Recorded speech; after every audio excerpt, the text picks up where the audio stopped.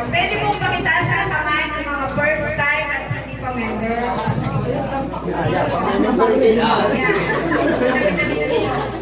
Ngayon po, kailangan nyo magpasalamat sa taong nag-invite sa inyo. Katabi niyo po ang nag-invite sa inyo? Pasalatan niyo po siya.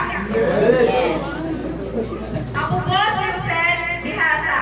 15 years na po ako sa Italy. Kasabuan po, Italy. Hong Kong. Dahil hindi ko naman po inaangat sa Hong Kong po kasi umuwi kami ng bansa.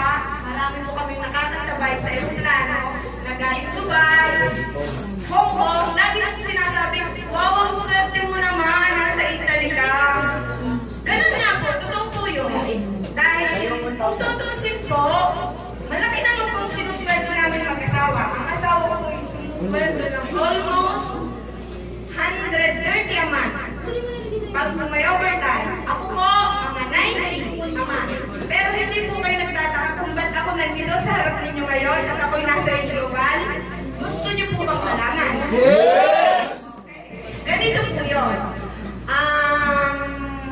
Last 6 years ago po, nag-down po ang economy ng Europe. Maganda po ang buhay sa Italy. Libre po ang hospital, libre gamot, malaki po ang aming sweldo.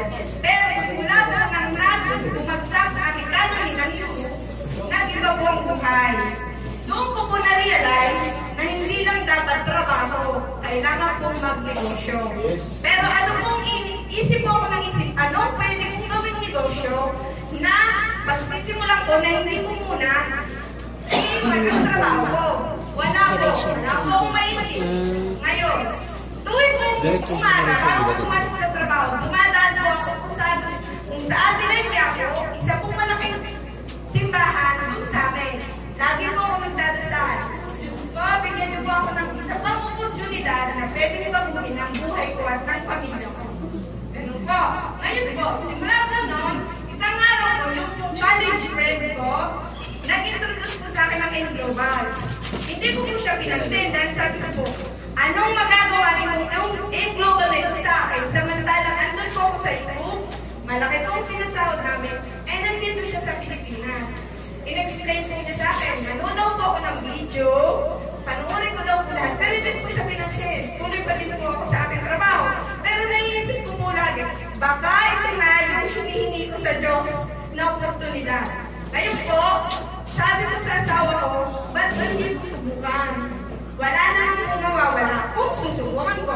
Ang problema, hindi ko po kilala si Upline Rachel at si Upline AJ.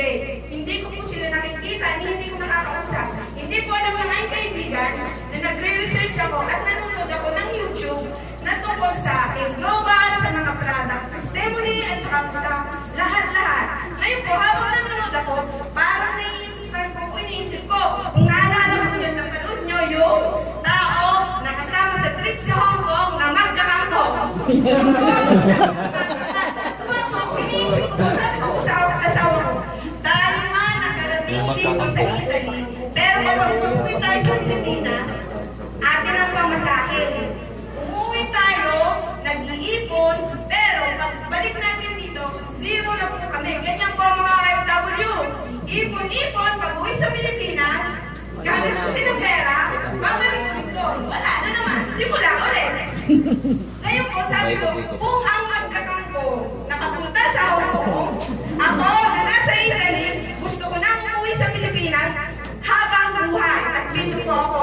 Kahit masarap ang buhay doon, iba po dito sa Pilipinas. Yes! Yes!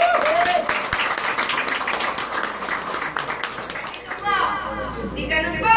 Sabi ko sa akin, nag-isip ko sa akin kayo po, magpadala po ako ng pera ang pang-membership kay Rachel. Sabi ko po, magpapadala ko ng pera, 150 euro para sa membership. Pero iniisip ko po, maliit na pera lang po yung para sa amin dahil malaki na po kita namin.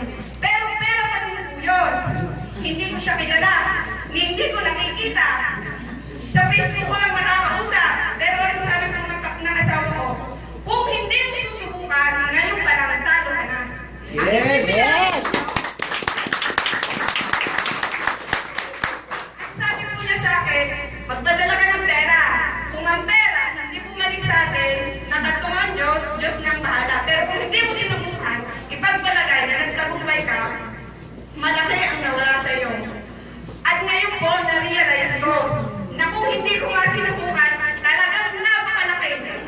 Tapos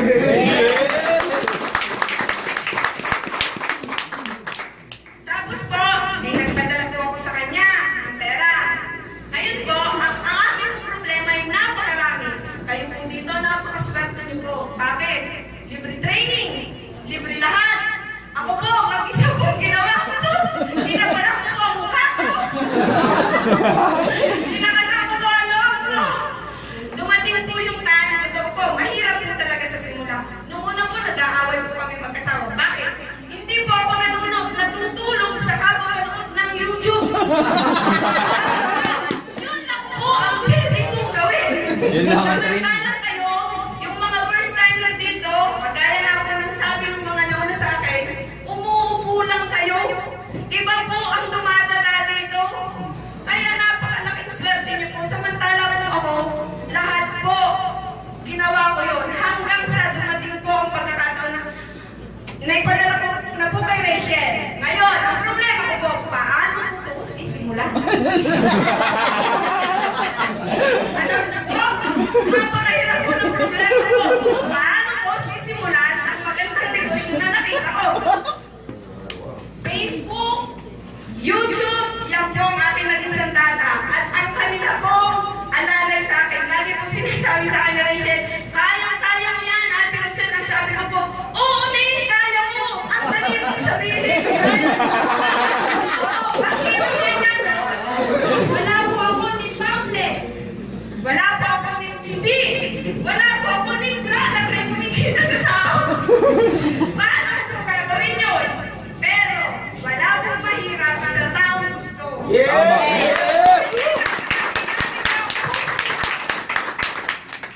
Lahat po ng bagay may paraan. At lagi ko pong sinasabing, lahat ng bagay may dahilan. Una pong iisipin nyo, bakit na-introduce nyo sa inyo? May dahilan po.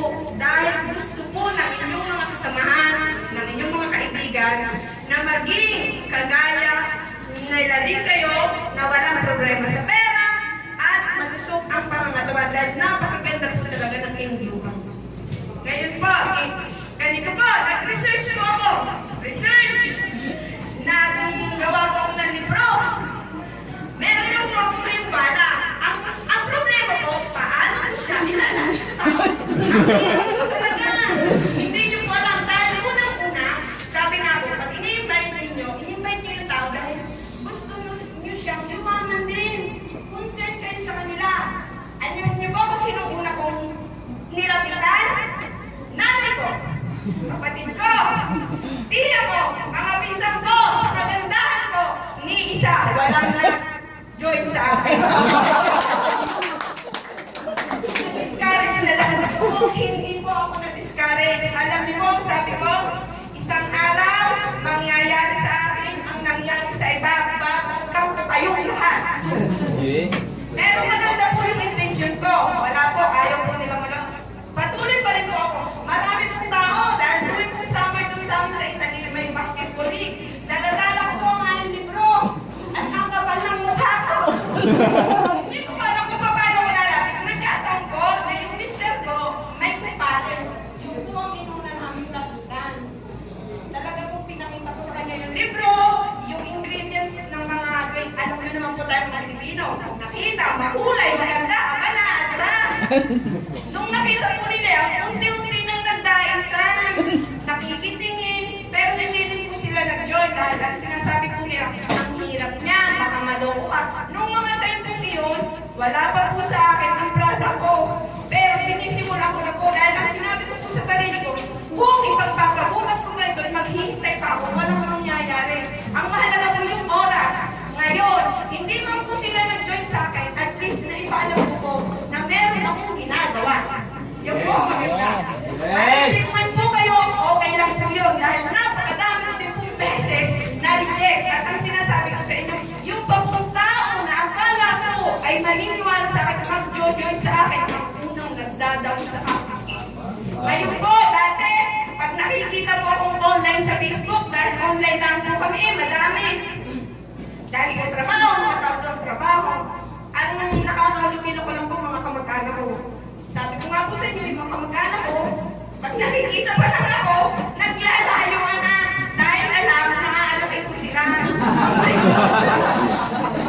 Ngayon po, ang nangyari, ano? Online. Ang iba naman po, makikita pa lang ako online sa Facebook. Lalagyan ko pa lang, hi! Alam nyo, ang sunod na nangyayari, nawawala na sila. Nag-online. 15 years yung kaibigan, 20 years yung pakilala, pero isang hi lang, biglang mawawala. Pero hindi po yun nakadiscourage sa akin. Iniisip ko po talaga yung pumahan pangarap para sa aming pamilya. At yung kagustuhan ko po na kami po ay magtutulog na dito sa Pilipinas. Ang aking pong lagi iniisip. Lagi akong iniisip na kung yung iba mas nandito lang sa Pilipinas, mahirap po dito magbenta. Mga wala ko na pinag-aralan. Eh, nagawang maging milyonaryo. Ako pa kaya nakarating sa Italia? Yes! Kaya kayo po, ako po dyan, kahit ano pa po inyong pinalalagyan sa buhay, isipin nyo lang po, ilagay sa puso, kaya din marating ang narating nila. At tayo po isang sa Ama.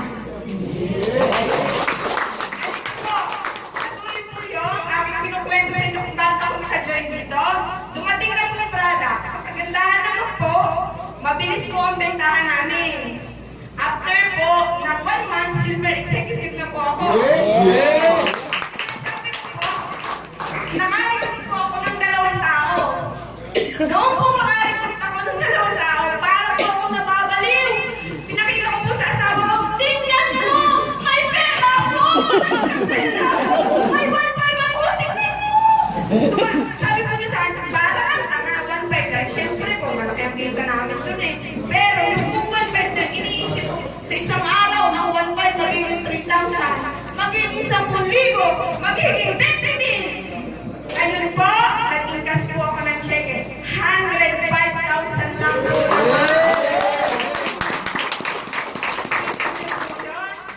Tapos po, may 200 na downlines na ako sa Italy. Lahat po ng pinaghirapan ko, unti-unting nagtutupad. Sumunod po, si Rachel po nga pala nalipot ako. Sabi niya sa akin, ate, mas maganda 7 accounts. Sabi ko, niloloko yata ako ng bata. Pagdating ang prada ko, gusto na magpadala ko ng pera. Pero sabi po niya, sige na, panukutin mo ito ate, para rin din sa'yo. Kaya, yung po mga nag-i-invite sa inyo, hindi po kayo nila ini-invite para lang sila kumita. Dahil yun din po ang unang naramdaman ko doon sa kaibigan ko. Ay, kaya pala nito ko na-invite. Gusto may 500 sa akin.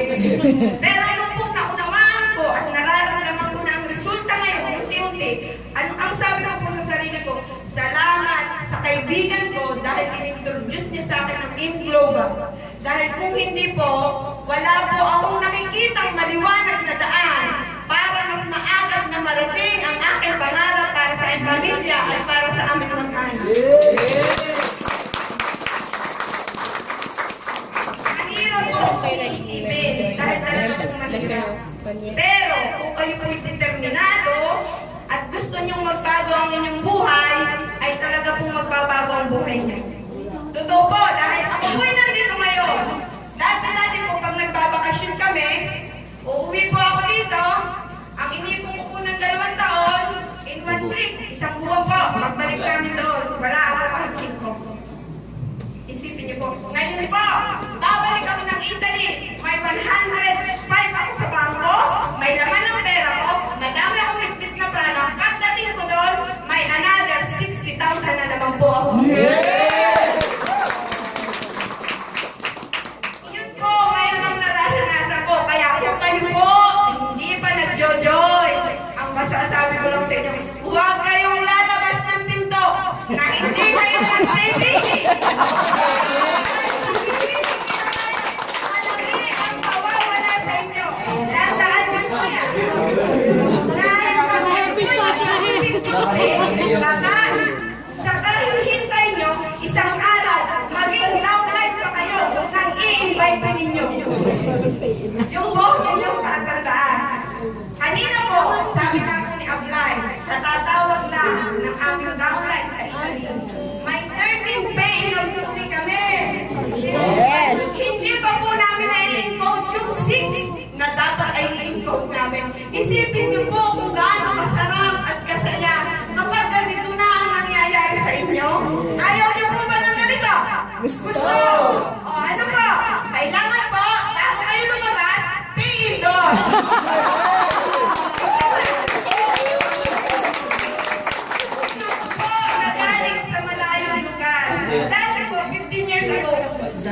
pinakita ko lang itong ways para mabago ang buhay. Dahil lumaki po ako sa hirap.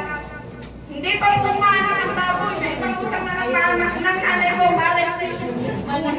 Kaya lagi sabi ko po, pag nakapunta ako sa abroad, magbabago ang buhay natin. Hindi po pala.